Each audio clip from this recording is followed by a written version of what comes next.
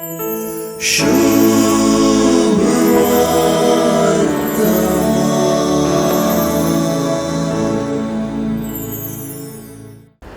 सुवार्ता दोन कबरांमध्ये परजळता. पयली जेजू विशांतली कीर्त हेरोद उपारायाच्या कानांत पडता. दुसऱ्यान स्नानीक जुवांच्या मरणाची खबर जेजूक कळीत जाता.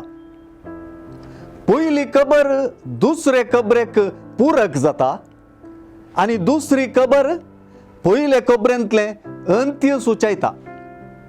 हेर उतरांनी सांगचे तर मातेवाचे सुवार्तेंतल्या 4थ्या अध्यायांत जुवांक धरून बंदेंत गला म्हणली खबर आयकल्या उपरांत जेजू गलिलेयाक गेलो म्हणलें आमी आयकलां.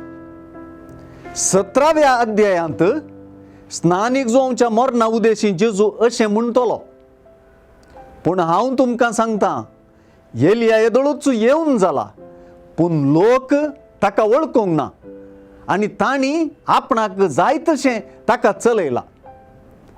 तशेंच मनशापुताकी तांचे तावन सोसूंक मेळटलें.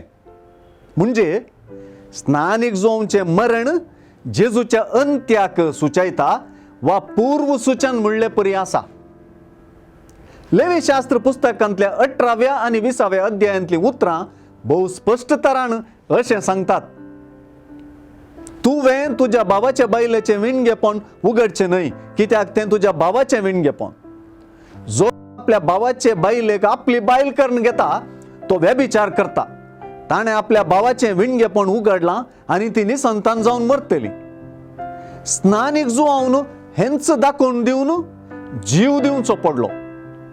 देवाच्या उतरा खातीर देवाचो प्रवादी आपलो जीवच दिता. जेजूच्या कश्ट मरणाक प्रस्तावन जाता.